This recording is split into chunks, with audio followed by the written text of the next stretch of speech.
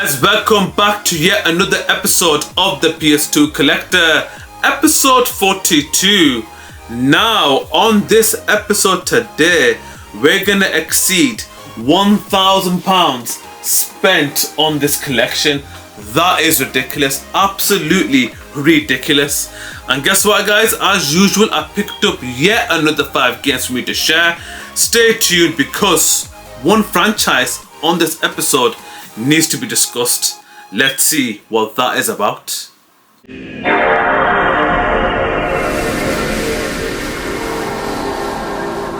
guys, so let's start off with the first game of this video. Game number 291, and it's a sports title, and that is EA Cricket 2005.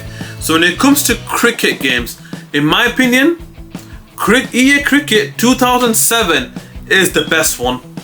Not to disrespect 2005, 2005 was the formula where EA finally got a grip of what a cricket game should be like, and 2007 extended on that.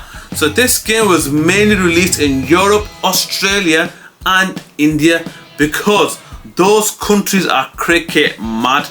Trust me, they are mad about cricket, especially in those markets. And guys, if you want to recommend a cricket game for me, I said 2007. But if you want to know where 2007 got its inspiration, 2005 is the one that you want to play. And that is game number 291, EA Sports Cricket 2005. Guys, so on to the next game, game number 292. And it's a dance rhythm game from Disney, and that is Walt Disney's The Jungle Book Group Party. So these kind of games are quite similar to basically Dance Dance Revolution developed by Konami. These kind of games have a specific audience. It's not for me because I don't enjoy these kind of games. I might play it once and that's it. I won't play it ever again. It's not fun, it's just repetitive, but I do know loads of people that do enjoy these kind of games. I think there's a dance mat released for the PS2 that is compatible with this game. Again, it's just not for me, it's not my type of game. But if you do enjoy dance rhythm games, Jungle Book Group Party might be the one that you might enjoy. It's not going to be like an iconic dance rhythm game like Dance Dance Evolution, but it's the next best thing. And guys, game number 292, Walt Disney's The Jungle Book Group Party.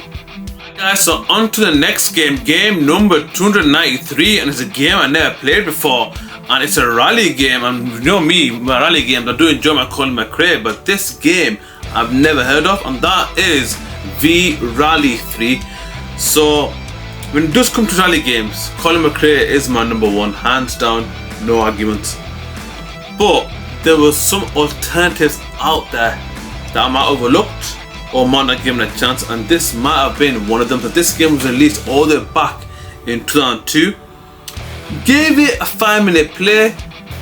The graphics do seem outdated from today's standards, and the gameplay, I do commend that its physics is really good, but it's not as good as Colin McRae, and that's just me. That's just me. I know some people might say, you've tried the greatest rally games and just looking down on others. It's not that whatsoever. It's just that when I look at rally games, I look at realism. This game does have realism, but not as good as Colin McRae. And guys, if you do enjoy rally games, or if you even played V-Rally 3, I might down playing it, leave in the comments below. But for me, V-Rally 3, if you're gonna play a rally game, I suggest Colin McRae. But if you want to play unheard racing games, give V-Rally 3 a go. And that is game number 293, V-Rally 3. Alright guys, so on to the next game, game number 294, and it's a movie-based tie-in game of sorts, and that is Rocky Legends. When it comes to sports and movies, the greatest sporting movie franchise in history is the Rocky series. And if you want to know what my favorite Rocky movies are, let me tell you: 1, 2, 3 and 4. The rest didn't exist. That's my opinion. 5 was the worst, and the ones that came out this century were decent but not as iconic as the first 4. If you disagree with that, leave in the comments below. When it comes to Rocky games or boxing games in general, the best boxing game that I've ever played is Fight Night 2004. That was brilliant. The controls on that, the best in any boxing game. Well, Rocky Legends, now I've never played this game because I overlooked it, but put it on the other day and it shows characters throughout the franchise. You got your Dragos, you got Tommy Gunn, you got Clubber Lang, you got Apollo Creed, Rocky Balboa. So you get to choose these characters, or you can relive the Rocky series with this career mode. And guys, if you do enjoy Rocky and if you do enjoy boxing games, this game is for you. And my recommendation is, it's a decent fighter, but not for the boxing purists. If you're a boxing purist, go for the EA games. But if you do enjoy Rocky movies and a bit of arcadey, like let's say Red to Rumble, the Rocky franchise is the game for you. And that is game number 294, Rocky Legends. So on to the final game of this video, game number 295. Now this game or franchise is one of my favorites in its early days. The key word, it's early days, and that is The Legend of Spyro, the Eternal Night. Where do I begin with this? The first PlayStation game, forget my first PlayStation game, the first game that I ever played was the original Spyro the Dragon. Now the first three games developed by Insomniac were iconic, absolutely iconic. When it came to platformers in the late 90s, there was no great platformer in my opinion than Spyro the Dragon. And I thought, whoa, I can't wait for the next generation of Spyro games. Boy was I wrong. I was wrong on them, because once Insomniac left, because Insomniac thought that the Spyro series has finally run its course, they thought, let's focus on a new game, which was Ratchet & Clank. We'll get onto that later on. And Insomniac passed on the IP to other developers, and the other developers did not capture the magic that Insomniac did. And when it came to the PS2 era, for me, the greatest generation when it comes to platform games, Spyro should have competed.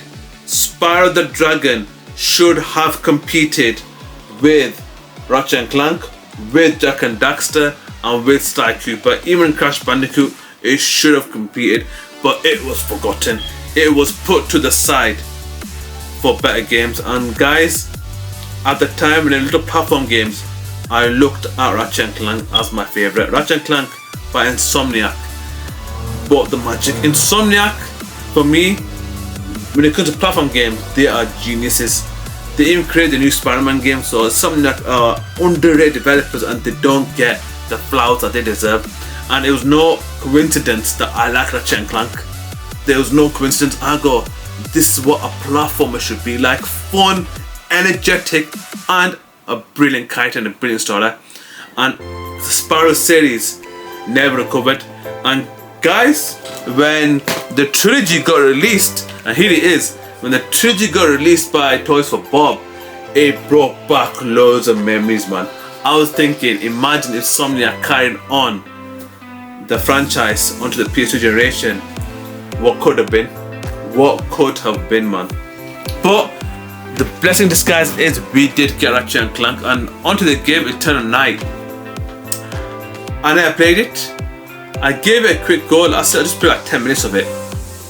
It was not fun. It was good graphics. The world was good. Expected from a game that was released in 2007. So it did not get the publicity that it deserves. And don't get me started on Skylanders. Skylanders does not count. They just use Spyro to get, you know, some promotion for the game. But Skylanders Spyro, I don't count. But yeah, Eternal Night was not a good game.